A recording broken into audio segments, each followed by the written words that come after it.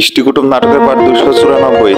অর্চি বাবুর বড় দাদা দরজা খোলা মাত্রই মন কমলিকাকে দেখে বলে যে তোরা আমাকে সারপ্রাইজ দিয়ে দিলি, না জানিয়ে হঠাৎ করে চলে আসলি, তোদের না আরো 2 দিন পরে আসার কথা ছিল। কমলিকা বলে যে আসলে দাদা আসতে বাধ্য হলাম, অর্চির ইমার্জেন্সি কাজ আছে, আমারও কলেজে অ্যাসাইনমেন্ট আছে, আশাই লাগলো। তো এত জোরে বলার কি আছে? আচ্ছা ঠিক আছে আয়, ভিতরে আয়। কমলিকা অর্চিকে দেখে পরিবারের সবাই হতবাক হয়ে যায়। তোমরা এই চলে এসেছো এত তাড়াতাড়ি, তো তোমাদের আসার কথা ছিল না? অর্চি জিজ্ঞেস করে তোমরা সবাই কেমন আছো? বড় কাকা বাবু একটু মন খারাপ করে থাকে। অর্চি বলে যে কি ব্যাপার, তোমাদের মন খারাপ কেন, কোনো কিছু হয়েছে নাকি? বড় কাকা বাবু বলে যে আসলে একটা খারাপ সংবাদ আছে। অর্চি বলে যে কি সেটা, না বললে তো আর বুঝতে পারবো না। বাহাকে হঠাৎ করে কাউকে কোনো কিছু না বলে চলে গেছে কোথাও, বাহাকে কোথাও খুঁজে পাচ্ছি না। অর্চি বলে এটা কবেকার ঘটনা? বলে যে পরশু দিনের ঘটনা। অর্চি বলে যে পরশু দিনের ঘটনা, তোমরা এখন পর্যন্ত বাড়িতে আছো, তোমরা কি সেটা নিয়ে গবেষণা করছো না কি করছো? যে এখন পর্যন্ত মেয়েটা কোথায় আছে সেটাই তোমরা খুঁজে বের করতে পারোনি? অর্চির বাবা বলে আরে অর্চি, এরকম তেমন কোনো বিষয় না, আমরা তো শুনলাম কালকে, আমরা এখন কি বা করতে পারি? এদিকে বান ডেকেছে, আমরা তো কোনো কিছুই করতে পারছি না। অর্চির মা বলে যে মেয়েটা পলাশবনিতেই আছে, অন্য কোথাও নাই। অর্চি তখন বলে যে মা তুমি এভাবে বলতে পারো না, যদি মেয়েটা তোমার মেয়ে হতো তাহলে তুমি কি এভাবে বলতে পারতা? তোমার মেয়ে না বলেই তুমি এরকম কথাটা বলছো। আমি বান ডাকার সাথে সাথ নেই, আমি মোটর বাইক নিয়ে আমি পলাশবনিতে যাব। অর্চিকে তখন কমলিকা বলে যে তুমি মোটর সাইকেল নিয়ে পলাশবনিতে যাবা? পলাশবনি কি কাছে কোলে নাকি, অনেকটাই দূরে। অর্চি বলে যে শুধু মেয়েটাকে যেহেতু পাওয়া যাচ্ছে না সেহেতু শুধু পলাশবনি না, আমাকে যদি হিমালয়ে যাওয়া লাগে আমি তাহলে মোটর বাইক নিয়ে হিমালয়ে চলে যাব, আমার কোনো আপত্তি নেই। একথা বলে অর্চি চলে যায় সেখান থেকে। রাতের বেলায় অর্চি তার ব্যাগ ট্যাগ সবকিছু গুছাতে থাকে। কমলিকা এসে বলে যে অর্চি তুমি যদি কালকে না যেতে তাহলে লয়েরকে দিয়ে আমাদের ডিভোর্সের ব্যাপারটা একটু কথা বলে নিতাম। অর্চি বলে যে আসলে তুমি একটু প্রার্থনা করো বাহাকে যেন আমি সহজে পেয়ে যাই, তুমি একটু তাড়াহুড়া বেশি করছো, তুমি আমাকে আর একটু সময় দাও না, আমি তোমাকে সময় দিতে পারছি না, আমার বড্ড তাড়াতাড়ি ডিভোর্সটা লাগবে। আর আমার তো কেমন জানি, আমি তো জানি যে তোমার সাথে আমার তো বিয়ে হয়নি, আমি এই বিয়েটাকে কোনোভাবে মানিই না, কিন্তু যেহেতু রেজিস্ট্রেশন হয়েছে, যেহেতু একটা ফর্ম পূরণ করা হয়েছে, সেহেতু আইনি ভাবে সে ফর্মটাও আমি পূরণ করে দিতে চাই, আমি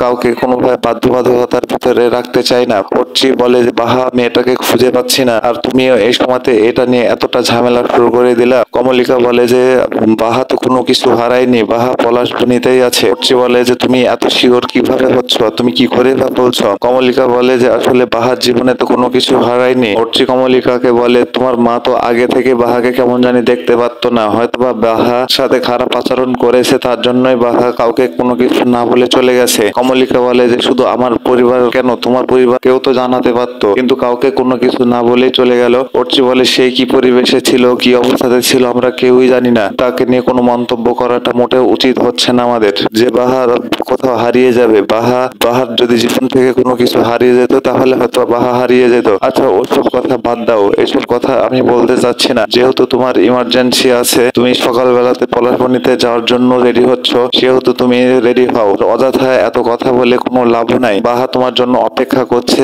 বাহার সাথে যে তুমি তাড়াতাড়ি দেখা করো, যদি তাড়াতাড়ি দেখা না করো তাহলে বাহা শান্তি পাবে না। অর্চি বলে যে মেয়েটা কি অবস্থায় আছে আমি সেটাই জানি না, তুমি এগুলো বলছো, কিন্তু বেশি দিন আমি এই সম্পর্ক বহন করতে পারবো না, এটা আমারও সমস্যা হচ্ছে তোমারও সমস্যা হচ্ছে। ভোরবেলাতে অর্চি বাবু মোটরসাইকেল নিয়ে একদম রওনা দিয়ে দেয় পলাশবনির উদ্দেশ্যে। পলাশবনিতে যেতে থাকে, পলাশবনির রাস্তা বাবু ঢুকে যায়, মোটরসাইকেল নিয়ে যায়, ধলা মংলু গল্প করে আর যায়, বলে যে জামাইটাকে যদি পেতাম তাহলে তো হিসাব হয়ে যেত, কিন্তু ও তো আর এই গ্রামে আসবে না। তুই কি পাগল হয়ে গেছিস নাকি রে? বাহার সাথে তো যা করা সে তো করেই ফেলেছে, তাহলে এখন ও এসে আর কি বা করবে? হঠাৎ করে তারা কথা বলতে বলতে যেতে যেতে অর্চি বাবু ওদের সামনে চলে আসে। অর্চি বাবুকে দেখে ওদের মাথা আরো বেশি খারাপ হয়ে যায়। ডাইরেক্ট অর্চিকে বলে যে অর্চি বাবু তুই এসেছিস। অর্চি তাদের ভাষা শুনে বুঝতে পারে যে বিষয়টা আসলে ভালো না। অর্চি বাবু জিজ্ঞেস করে কি ব্যাপার, আমি আসলাম তোমরা খুশি হলে না কেন? তোমরা কত খুশি হও, কত আনন্দ করো, কিন্তু এবার আমার একদম নাম ধরে ডাকছো, কি ব্যাপার? বাহা কি ঠিক আছে? বাহা কি তোমাদের এখানে আছে? একটু বলো না, আমি শুনতে চাচ্ছি। বলে হ্যাঁ বাহা এখানে আছে। কেন, বাহার সাথে তোর কি দরকার? বাহার সাথে তোর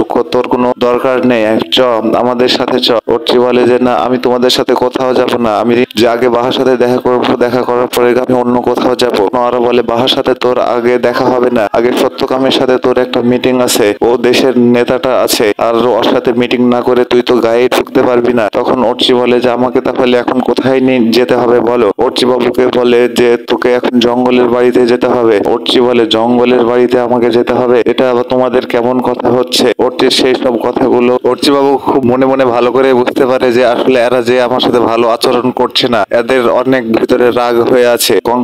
কঙ্কার কথা, দিব্যবাবুর কথা মনে হয়। অর্চি ভাবে বাহা এখানে এসে কি আমার সম্পর্কে খারাপ কিছু বলেছে, এরা এতটা রাগ করে আছে কেন? তারপরও বলে যে বাহার সাথে দেখা করে গেলে ভালো হতো। মংলু ধলাকে একটা ধমক মারে, এই তুই এখন পর্যন্ত এখানে দাঁড়িয়ে আছিস, তোকে না কখন থেকে বলছি যে যা সত্য কামটাকে তাড়াতাড়ি খবর দিতে হবে, এখন পর্যন্ত এখানে দাঁড়িয়ে আছিস। অর্চি বাবু কোনো কিছু বুঝে ওঠার আগেই মংলুকে নিয়ে মোটরসাইকেলে জঙ্গলের দিকে রওনা দিয়ে দেয়।